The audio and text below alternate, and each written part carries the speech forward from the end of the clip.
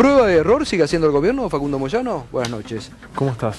Sí, la verdad que es lamentable que sea esta situación. No solamente la prueba de error e improvisación sobre la improvisación, como bien remarcaba el economista, ¿no? No, licenciado en comunicación. Nada. Licenciado en comunicación. Experto en el área energética. Experto en el área energética, lo podría asesorar a Marcos Peña, que está aprendiendo. No digo, es lamentable que no solamente tiene improvisación sobre las medidas políticas, económicas, sino también improvisación sobre los discursos. Y esto es un punto que hay que señalar, porque esto irrita a la sociedad. O sea, tienen las medidas un impacto negativo sobre los sectores vulnerables, sobre los sectores de menos recursos, más allá del discurso que intenta apuntar a otro lado, y luego después lo empeoran con el discurso. Y ahí es donde yo veo la justificación de la designación de la directora de discurso, aunque parece cómico, realmente creo que es necesario que corrijan no solamente, por supuesto fundamentalmente, estas medidas económicas que terminan perjudicando a los sectores más vulnerables, sino también después la improvisación sobre los discursos, porque esto del error sobre la prueba de error no solamente es del presidente Macri, de Marcos Peña, sino también de Aranguren, que fue lo que dijo. El tema es que la prueba de error termina perjudicando al pueblo, a la sociedad, a los sectores más vulnerables, que son los que más necesitan de las medidas del gobierno. Y una familia que hoy está desesperada porque no pueden pagar semejante tarifazo. Y no solamente esto contempla el tema tarifario que golpea a los sectores de menos recursos, sino que tampoco se tomó las sugerencias. Yo acabo de hablar con la diputada Liliana Swing, que es la presidenta de la Comisión de Derechos al Consumidor, quien le sugirió la cuestión de la zonificación, ¿no? Porque no es lo mismo subir la tarifa un 400% en Mar del Plata que en Cava, ¿no? Por el frío, por el clima. Entonces todas estas cuestiones específicas sobre las cuales el gobierno tiene que tomar nota y tomar medidas a partir de eso, tampoco fueron tenidas en cuenta. Es decir, que hicieron así, a la que te criaste, a los ponchazos, un tarifazo general para dejar conforme a las empresas. Yo creo que no solamente, vos hace un rato remarcabas, Gato, la cuestión de que no tenían plan energético. Yo creo que van más allá de eso, no tienen sentido común ni tienen sensibilidad social, porque esto es a partir de una matriz ideológica. Vos también decías, esto tiene el sello de Macri. Claramente, esto es parte de una concepción política e ideológica del gobierno. Están a favor de los sectores, y no lo digo por una cuestión de ideologismo, decir, no, están del otro lado, son de la derecha. Es una cuestión de realidad, la única verdad es la realidad, y la realidad es que han beneficiado. Vos mencionabas el caso de las mineras, mencionabas el caso del campo, que no solamente lo favorecieron con la baja de retenciones al trigo, al maíz, al girasol y a la soja también, aunque no las eliminaron, sino también con la devaluación. Aumentaron el 100% los ingresos del sector rural. Ahora, vienen perjudicando con las medidas políticas y económicas a los sectores con menos recursos. ¿Qué pasó con la promesa de la actualización de ganancias? Vaya a saber. Facundo, pero ellos no tienen plan, o el plan es este, porque son dos cosas diferentes. O sea, yo creo que quedó ahí dando vueltas como las dos cosas. No tienen plan, pero las medidas que toman, que no están contenidas dentro de un plan, están o tienen, como dijo el Gato, el sello de la matriz ideológica que tiene el PRO, que es beneficiar a los sectores más pudientes, por ahí no con el sentido de perjudicar a los más a los sectores de menores recursos, pero lo terminan haciendo porque por defecto. Claro, porque, o sea, de algún lado tiene que salir. Implica vivir entre cuatro paredes y tener un techo, sino también la posibilidad de calentarse en invierno, de prender la luz, de abrir la canilla y que salga agua potable. Todo esto es un costo razonable. Bueno, básico lo que dice el juez Arias en base a lo que planteó la Cámara Federal. Un derecho que tienen todos los habitantes, que pareciera que hoy nos están diciendo no lo usen. Claro, bueno, seguimos sobre lo mismo, ¿no? Son cuestiones que el gobierno no contempla, a mi entender, por una posición política y que no solamente se ve reflejado en este tarifazo, sino se ve reflejada la cuestión política y económica en general, ¿no? Cómo vienen perdiendo, hacías mención hace un rato, el índice de inflación de la CGT, sí. Vayamos a los datos de la UCA, ¿cuántos pobres más hay en la Argentina? ¿No? Igualmente digo, para no ser solamente contemplativos de la situación de este gobierno, también hay que hablar de cómo dejaron la cuestión energética en el gobierno anterior y también cómo discursivamente terminaban, porque yo me acuerdo del discurso de Capitanich, del discurso de la propia Cristina, cuando le echaba la culpa también a la gente. Entonces seguimos con la misma justificación y con la misma construcción de un relato, sí, en donde encuentra se encuentra como culpable siempre a la gente, o sea, al usuario.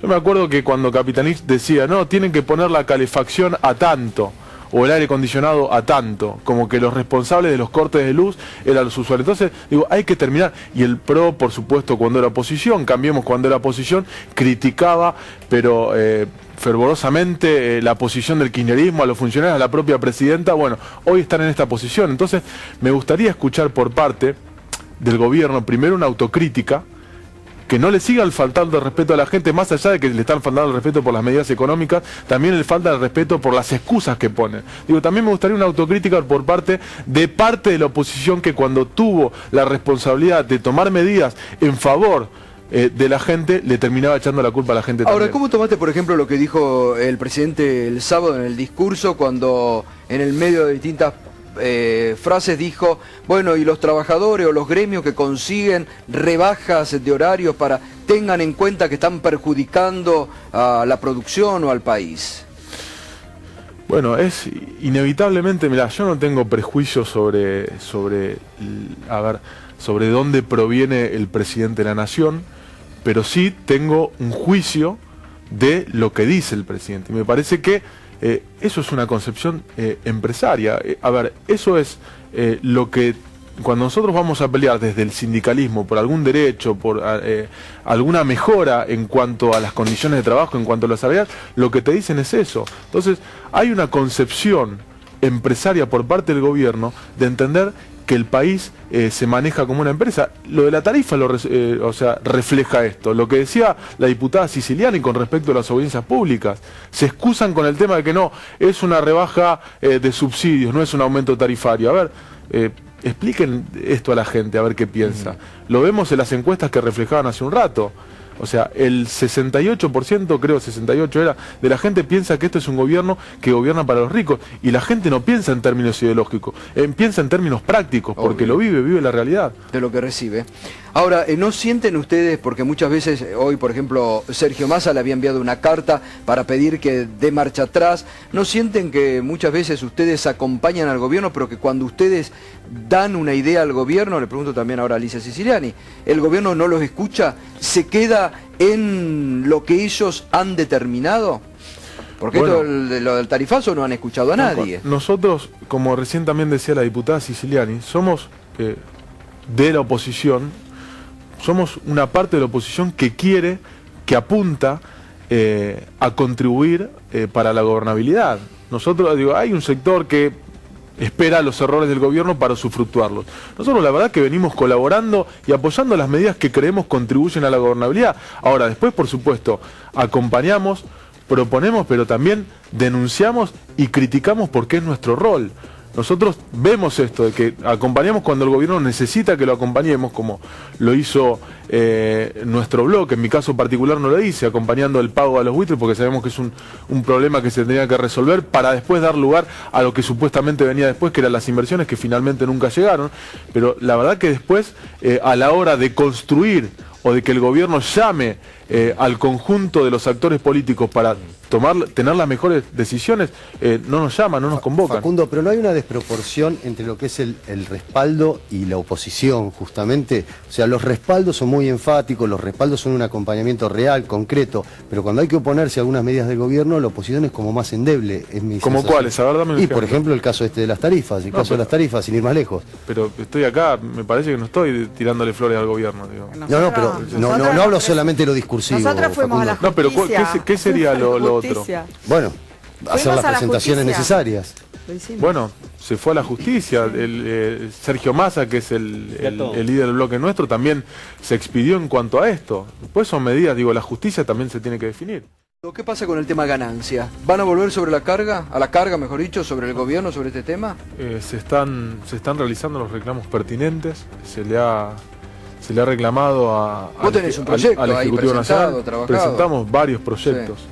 El último que presenté, el que de alguna manera contiene varias cuestiones que no estaban contempladas en otros proyectos, ¿no? Fundamentalmente lo que se refiere a las exenciones y deducciones, nuevas deducciones, alquileres, exenciones como viático y comidas, charlamos con las actividades productivas y muchas incluyeron ítems que bueno, son remunerativos, pero son excedentes al sueldo básico, por lo tanto nosotros las incluimos todas en el proyecto. Pero más allá de eso, creo que la discusión va a ser a partir de la necesidad fiscal del gobierno. Por eso, de alguna manera, cuando se votan todos estos beneficios fiscales a las pymes, que está claro, digo, ¿de dónde va a recaudar el gobierno, no? Porque se le saca a las pymes, se le saca a las retenciones. El déficit fiscal está aumentando, ¿no? Claramente, entonces digo, acá hay un problema bastante grande, ¿no? Varias consultoras estiman una inflación por encima del 40%. Las paritarias en su mayoría están cerrando en un 35, 33, 37 cerró. Mira, 44,69 la interanual para el Instituto... para el Observatorio de la CGT.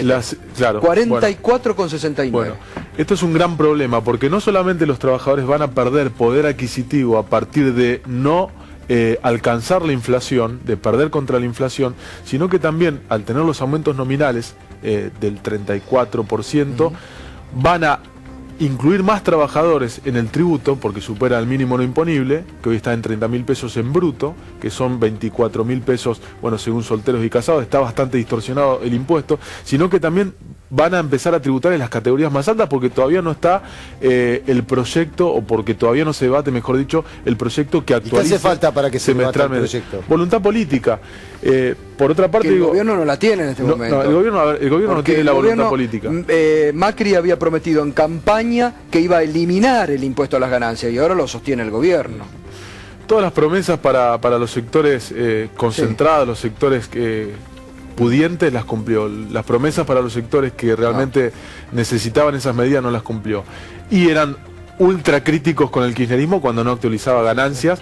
Entonces la verdad que vemos incoherencia por parte del oficialismo. Nosotros vamos a seguir impulsando este debate porque creemos que es totalmente necesario. Clarín, a partir de sus economistas, establece que este año, si no se modifican tanto el mínimo no imponible como las alícuotas, van a haber 2.300.000 trabajadores tributando al mes de diciembre. Muchísimo. ¿Esto qué es esto? Es más que cualquier periodo del kirchnerismo, porcentualmente y en cantidad de trabajadores. Gracias, Facundo. Gracias a vos. Gracias a